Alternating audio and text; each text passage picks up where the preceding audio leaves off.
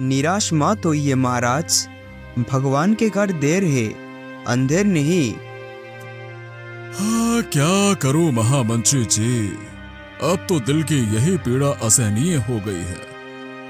अपनी पीड़ा तो मैं सहन भी कर जाऊंगा, लेकिन महारानी के चेहरे को देखकर लगता है कि जैसे मैं उनका गुनहगार हूं। दिल छोटा मत कीजिए महाराज, मुझे पूरा विश्वास है कि शीघ्र एक नन्हा सा राजकुमार इस महल की शोभा बढ़ाएगा। मंत्री जी, ये झूठी तसल्ली मुझे पिछले 10 वर्षों से मिल रही है, लेकिन बाप बनने का सौभाग्य मैं अभी तक नहीं पा सका।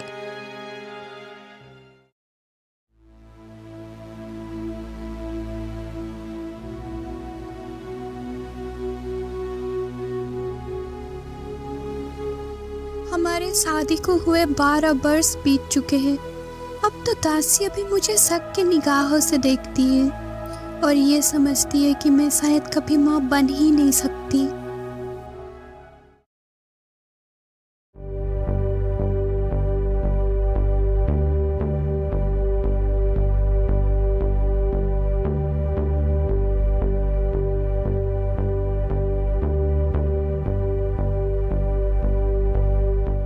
महारानी, तुम्हें देखकर हमें ऐसा लगता है कि जैसे हम आपके गुनहगार हैं। तुम्हारे चेहरे पर उदासी का कारण हम ही तो हैं। नहीं महाराज, ऐसा मत कहिए। महाराज, अगर आप चाहते हैं कि मैं खुश नजर आऊं, तो आपको मुझे एक वचन देना होगा। तुम्हारी खुशी के लिए हम कुछ भी करने को तैयार हैं। बताओ, मैं तुम्हें क्या वचन दूं? महाराज, मैं चाहती हूँ कि आप दूसरा विवाह कर लीजिए। महारानी, ये आप क्या कह रही हैं? ये भला कैसे संभव है? मैं ठीक कहती हूँ महाराज। यह बहुत जरूरी है कि इस राज्य के लिए एक वारिस और मुझे खेलने के लिए एक खिलौना चाहिए, और वो खिलौना मुझे आपकी दूसरी पत्नी से ही मिल सकता है महाराज। नहीं, मैं ऐसा हरगिज नहीं कर सकता। मैं दूसरा विवाह नहीं करूंगा, चाहे मुझे हमेशा के लिए ही क्यों ना पुत्र रत्न से वंचित रहना पड़े। अभी उनकी बातें चल ही रही थी कि कक्ष में महामंत्री प्रवेश करते हैं और बोलते हैं, महाराज की जय हो। कहिए महामंत्री जी, कैसे आना हुआ? आपके लिए खुशखबरी लाया हूँ महाराज। खुशखबरी? कैसी खुशखबरी महामंत्री? महाराज, मुझे जानने को मिला है कि दक्षिण के जंगलों में एक महर्षि आए हैं। पता चला है कि वे महर्षि बहुत पहुंचे हुए हैं। अगर महाराज स्वयं वहां जाकर महर्षि को अपना दुख सुनाए, तो मुझे पूरा विश्वास है कि वो आपका दुख अवश्य ही दूर कर देंगे।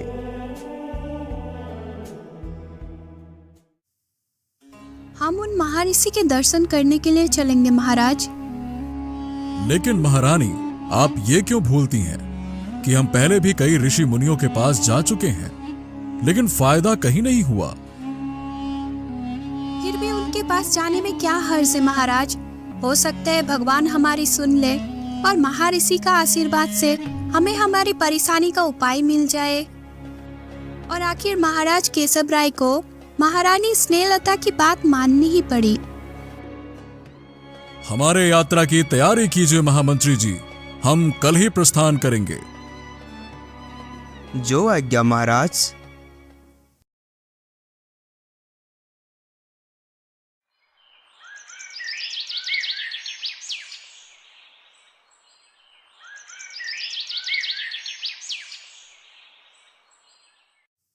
और अगले ही दिन महाराज केशव राय महारानी के साथ दक्षिण के जंगलों की तरफ रवाना हो गए।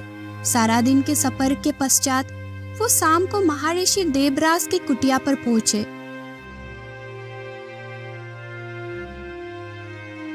आओ राजन, हमें मालूम था कि तुम अवश्य आओगे। ओ, महर्षि को पहले ही कैसे पता चल गया कि हम आ रहे हैं? अंदर चले आओ राजा केशव राय, आ जाओ। ओ, वो तो हमारा नाम भी जानते हैं।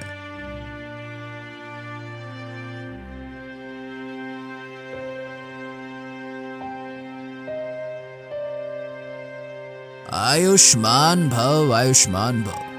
हम जानते हैं राजन कि तुम कौन सा दुखड़ा लेकर आए हो।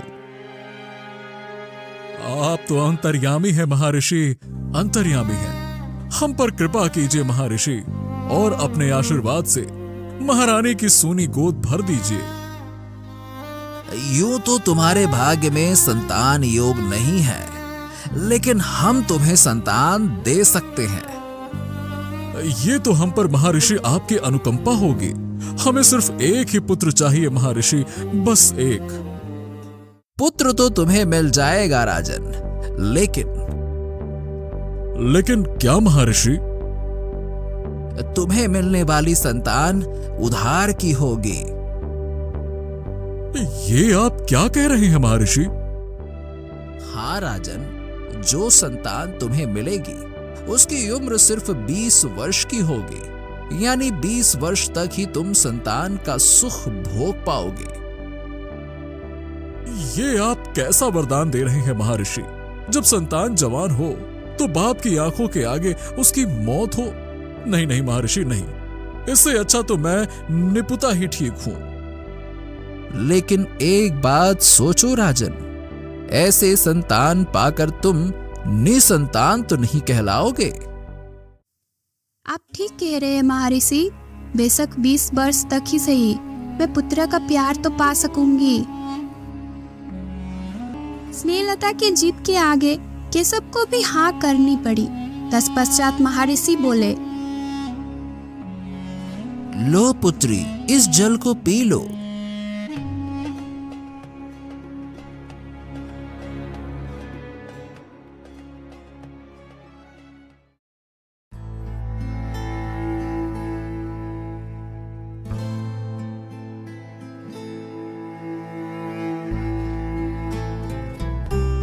वक्त के मुताबिक महारानी गर्भावस्था को प्राप्त हुई।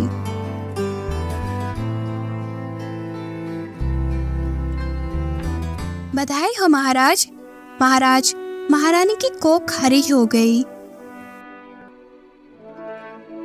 हे भगवान, समझ नहीं आ रहा कि बाप बनने की खुशी मनाऊं या पुत्र की मौत का शोक, जो कि 20 वर्ष बाद ही मर जाएगा। लेकिन महारानी स्नेहलता जैसे महर्षि देवराज की बात को भूल गई थी, तभी तो वो खुशी से फूले नहीं समा रही थी। आज कितनी खुशी का दिन है भगवान कि मेरे कोख में मेरा बच्चा पल रहा है।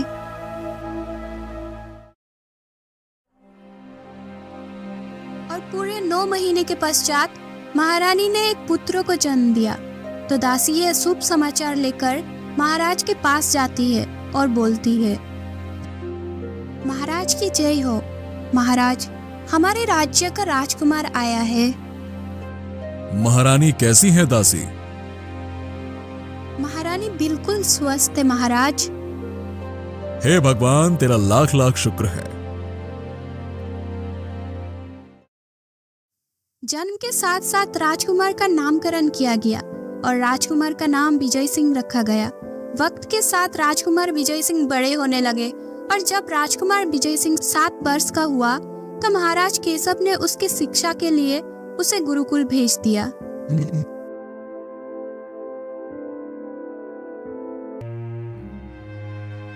देख रही हो महारानी, आज राजकुमार 7 वर्ष का हो गया। अब 13 वर्ष ही रह गए हैं बाकी उसकी जिंदगी के। यही सोच सोच कर तो मैं मरा जा रहा हूँ। ऐसा मत कहिए महाराज, मैं अपने पुत्र को नहीं मरने दूंगी। देख लेना महाराज, हमारा पुत्र सैकड़ों साल तक जिएगा। ये एक माँ बोल रही है कि वे यथार्थ को भी जानते थे कि ऐसा नहीं होगा।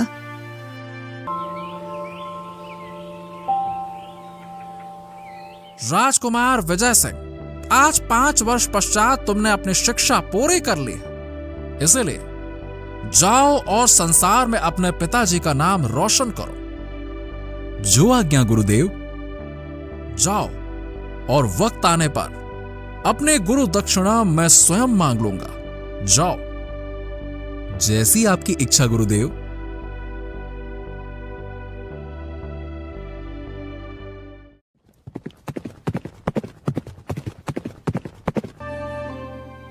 मेरा लाल आ गया, मेरा मेरा बेटा आ गया।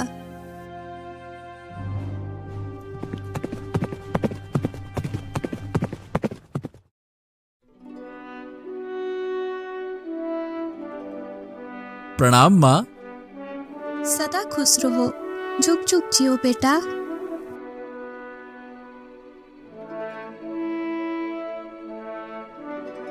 प्रणाम पिताजी। हे भगवान, मैं इसे क्या आशीर्वाद दूं? मेरे बेटे को हमेशा खुश रखो भगवान, हमेशा खुश रखो। पिताश्री, मैंने अपनी शिक्षा पूरी कर ली है, इसीलिए मैं चाहता हूं कि आसपास के तमाम राज्यों और राजाओं को जीतकर आपके कदमों में डाल दूं। लेकिन बेटे, अभी तुम बच्चे हो। योद्धा कभी बच्चे नहीं हुआ करते पिताश्री। जाओ पुत्र जाओ और विजयी होकर लौटो। प्रणाम पिताश्री, मुझे आज्ञा दीजिए। विजयी भाव। और अपने फौज के साथ राजकुमार विजय सिंह विजय अभियान के लिए निकल पड़े। सबसे पहले उन्होंने सूरतगढ़ पर आक्रमण किया।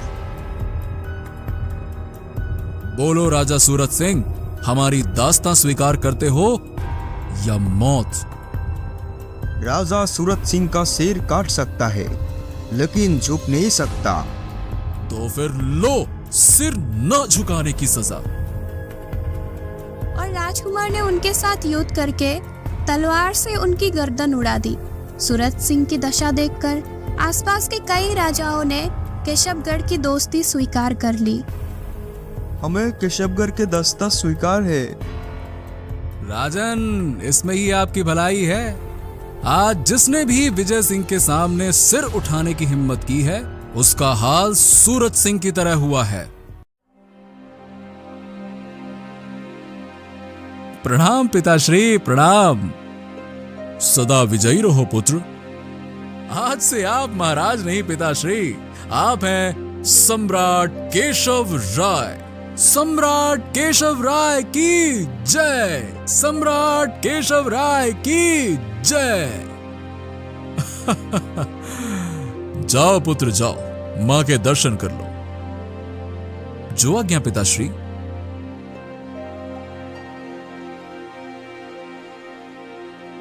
झुक झुक जियो बेटा।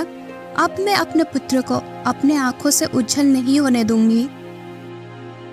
और विजय महल में ही रहकर अपने पिता के कार्यों में हाथ बटाने लगा। और वक्त बीतने के साथ साथ राजकुमार विजय सिंह 18 वर्ष के हो गए। कुछ दिन बाद महाराज की जय हो। कहो सूर्यकांत, क्या कहना चाहते हो? महाराज, राजकुमार के गुरु कृपानाथ पधारे हैं। ओह, तो तुम जाओ और गुरुदेव को आदर सहित अतिथि गृह में ले आओ। हम अभी आते हैं। और कुछ देर बाद सम्राट केशव राय ने अतिथि गृह में प्रवेश किया। आज हम अपने शस्त्र से अपने गुरु दक्षिणा मांगने आए हैं सम्राट। आज्ञा करें गुरुदेव।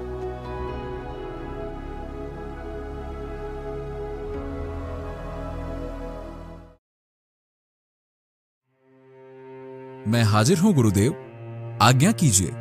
मैं अपनी जान देकर भी आपको गुरु दक्षिणा दूंगा। लेकिन दक्षिणा लेने से पहले हम तुमसे वचन चाहेंगे विजय सिंह। आप आज्ञा कीजिए गुरुदेव, मैं आपकी हर आज्ञा का पालन करने का वचन देता हूं। विजय सिंह, मेरी एक ही पुत्री है सुनीता, और वो विवाह योग्य हो गई है। इसलिए मैं चाहता हूं कि तुम सुनीता को पत्नी के रूप में स्वीकार करो और मुझे इस बोझ से मुक्ति दिला दो। लेकिन गुरुदेव, ये कैसे हो सकता है? क्यों नहीं हो सकता?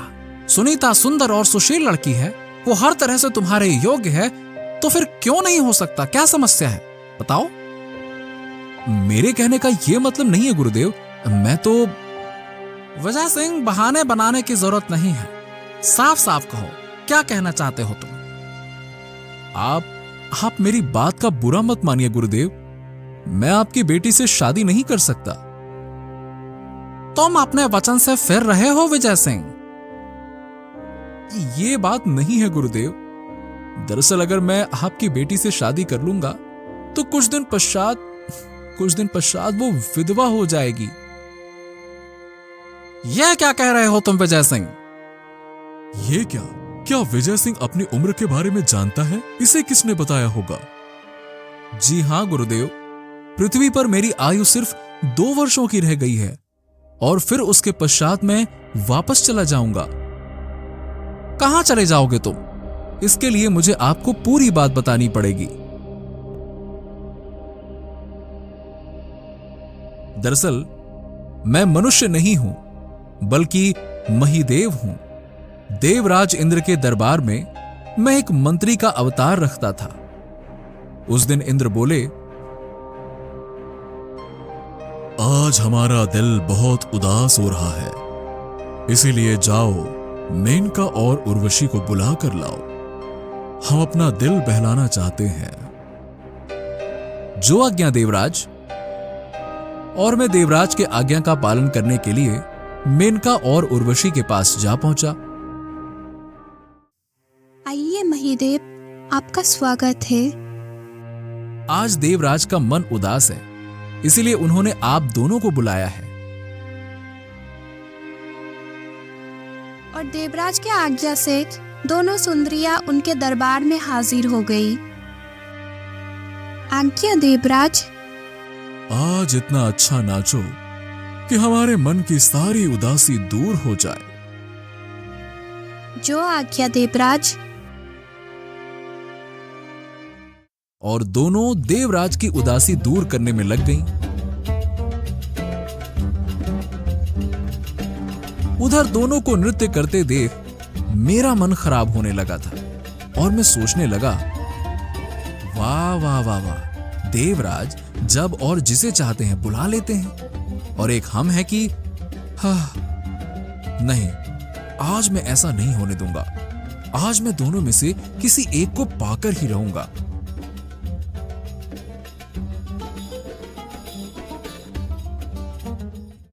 और नृत्य के पश्चात देवराज ने मुझे मेनका और उर्वशी को वापस छोड़कर आने का हुक्म दिया और मैं उन्हें छोड़ने के लिए उनके साथ चल पड़ा। बस यही मौका है, इससे अच्छा मौका और कभी नहीं मिलेगा। बस, और मैंने तुरंत ही उर्वशी का हाथ पकड़ लिया। महिदेव, ये क्या कर रहे हो आप? आज तो तुम्हें मेरा बनना ही पड़ेगा प्रिय। जानते हो ऐसा करने की तुम्हें क्या सजा मिल सकता है? आज मुझे कोई भी सजा तुम्हें पाने से नहीं रोक सकती। मैं अभी जाकर देवराज को सूचित करती हूँ।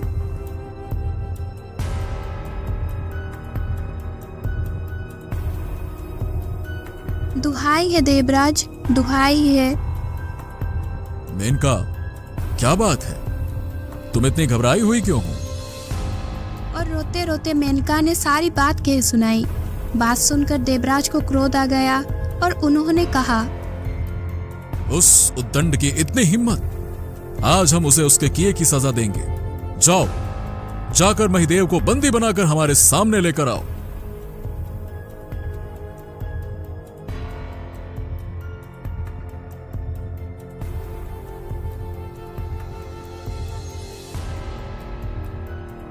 हमें तुमसे ऐसी उम्मीद नहीं थी महिदेव। क्षमा करें देव, क्षमा कर दें। भूल हो गई, हमसे भूल हो गई। नहीं, जो नीच कृत्य तुमने किया है वो क्षमा योग्य नहीं है। इसलिए जाओ, हम तुम्हें श्राप देते हैं कि तुम 20 वर्ष मृत्युलोक में गुजार कर आओ। जाओ। नहीं नहीं प्रभु, नहीं, इतनी कड़ी सजा मत दीजिए। रहम कीजिए, मुझ पर रहम कीजिए। लेकिन देवराज को मुझ पर जरा भी दया नहीं आई और मैं मृत्युलोक में आ गया और सोचने लगा, अरे कैसे काटूंगा मैं 20 वर्ष इस मृत्युलोक में। और जब मुझे महर्षि देव जी के दर्शन हुए तो वो बोले, मैं तुम्हें पहचान गया महिदेव। प्रणाम महर्षि। और महर्षि देवरस के पूछने पर मैंने उन्हें सारी बात बता दी। तत्पश्चात मैंने कहा, अब आप ही बताइए महर्षि, मृत्युलोक में 20 वर्ष कैसे गुजारूंगा मैं? अगर तुम चाहो तो तुम्हें पता भी नहीं चलेगा और 20 वर्ष तुम्हारे गुजर भी जाएंगे। बोलो। सच में? पर वो कैसे होगा महर्षि? और महर्षि की आज्ञा अनुसार मैंने आपके घर में जन्म लिया।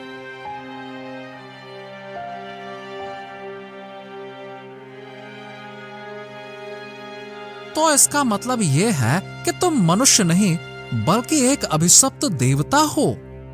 हाँ गुरुदेव, मैं एक अभिशप्त देवता हूं और 2 वर्ष बाद मेरा श्राप पूरा हो जाएगा। अब आप ही बताइए, मैं कैसे आपकी पुत्री से विवाह कर सकता हूं? बताइए। हाँ, तुम ठीक कह रहे हो पुत्र। ऐसी हालत में तुम मेरी पुत्री से विवाह भला कैसे कर सकते हो?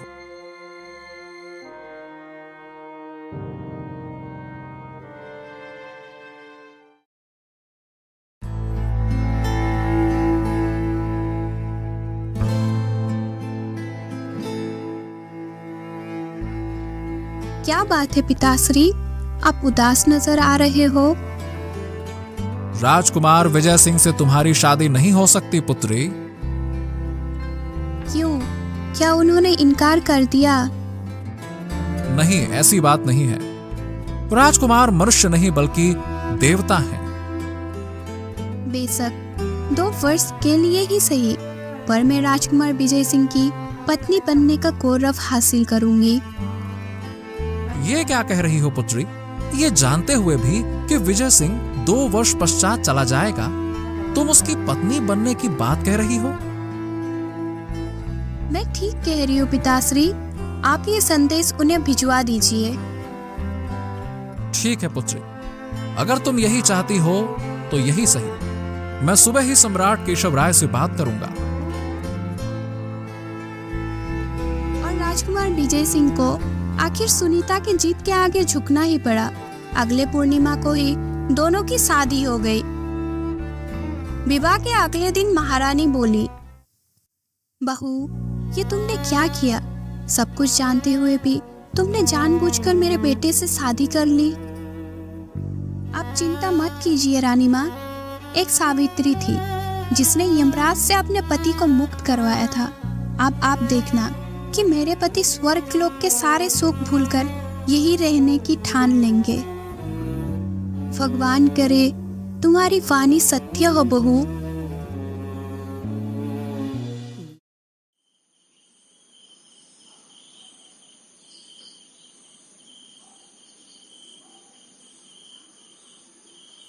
नाथ, देवराज इंद्र के दरबार में आपने मेनका तथा उर्वशी का नृत्य देखा था। अगर आज्ञा हो तो मैं भी अपना नृत्य की एक झलक दिखाऊं। जरूर दिखाओ सुनीता।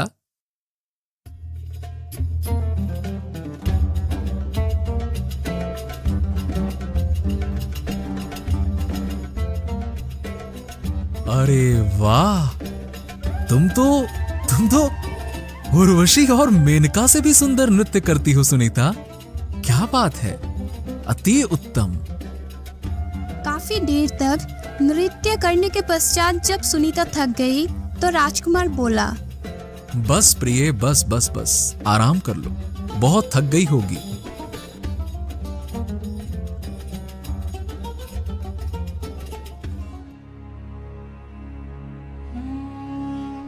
नाथ, आप मेरा हाथ पकड़िए। क्यों, क्या बात है? आप बताइए, मेनका या उर्वशी मुझसे ज्यादा सुंदर है क्या? सच बताऊं तो उन दोनों का रूप तुम्हारे रूप के आगे कुछ भी नहीं है। और उर्वशी का हाथ पकड़ने की आपको सजा मिली थी, जबकि मैंने तो स्वयं अपना हाथ आपके हाथ में दिया है। अब आप स्वयं ही बताइए, वो स्वर्ग है या ये स्वर्ग है जिसमें मेनका उर्वशी से भी खूबसूरत आपकी अपनी पत्नी है, जिसका हाथ आप कभी भी पकड़ सकते हो। कह तो तुम ठीक रही हो सुनीता, लेकिन स्वर्ग लोक के अपने कुछ नियम होते हैं जिन्हें तोड़ने की सजा मिली थी। विजय सिंह की बात का बुरा नहीं माना सुनीता ने और अपना प्रयास जारी रखा। आखिर वो दिन भी आ गया जिस दिन विजय सिंह को वापस स्वर्गलोक जाना था।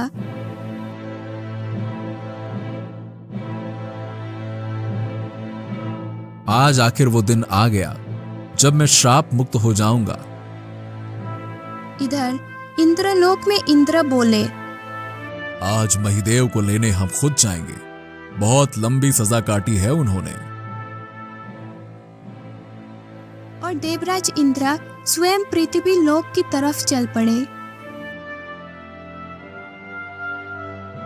उधर नीचे महल के बाहर विजय सिंह के साथ साथ उनकी पत्नी सुनीता, सम्राट केशव राय तथा महारानी स्नेहलता खड़ी थी। मुझे पूरा विश्वास है कि देवराज इंद्र स्वयं मुझे लेने के लिए आएंगे। मत जा बेटा, हमें छोड़कर मत जा। हाँ, आप जरूर जाइए, लेकिन एक बात सोच लीजिए कि अगर फिर वहाँ आपने कोई दुष्टता की तो पुनः श्राप मिल जाएगा।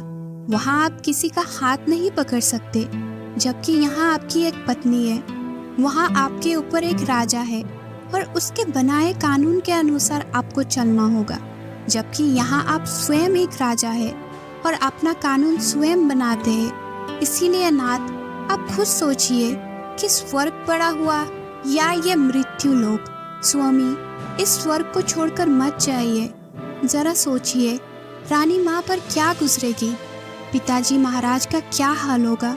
मत जाइए स्वामी, मत जाइए।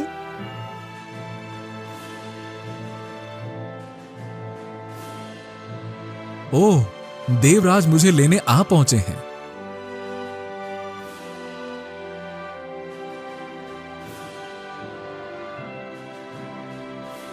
महिदेव, आज तुम श्राप मुक्त हुए, इसलिए मैं तुम्हें स्वयं लेने आया हूं।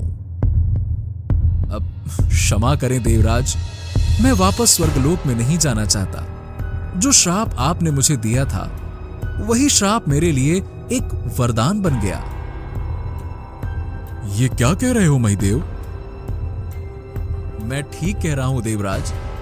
उस स्वर्गलोक में सिर्फ उर्वशी का हाथ पकड़ने पर आपने मुझे श्राप दे दिया था, जबकि यहां मेरी पत्नी है। आप इंद्रलोक के राजा हैं, जबकि मैं स्वयं यहां का राजा हूं। इस हिसाब से तो ये मृत्युलोक उस स्वर्ग से कई गुना अच्छा है। महिदेव, तुम स्वर्गलोक का अपमान कर रहे हो और इसकी सजा तुम्हें जरूर मिलेगी। जाओ, मैं तुम्हें श्राप देता हूं कि तुम जीवन भर इसी मृत्युलोक में ही रहो। धन्यवाद देवराज, मैं स्वयं भी यही चाहता था कि मैं जीवन भर एक अभिशप्त देवता बनकर ही रहूं। इंद्रदेव के वापस जाने के पश्चात महाराज, महारानी और उसकी पत्नी सुनीता बहुत खुश हुए। अब तो खुश हो तुम। अब मैं कभी भी स्वर्गलोक नहीं चाहूंगा। अब महान है स्वामी, अब महान है। इस तरह से विजय सिंह केशवगढ़ पर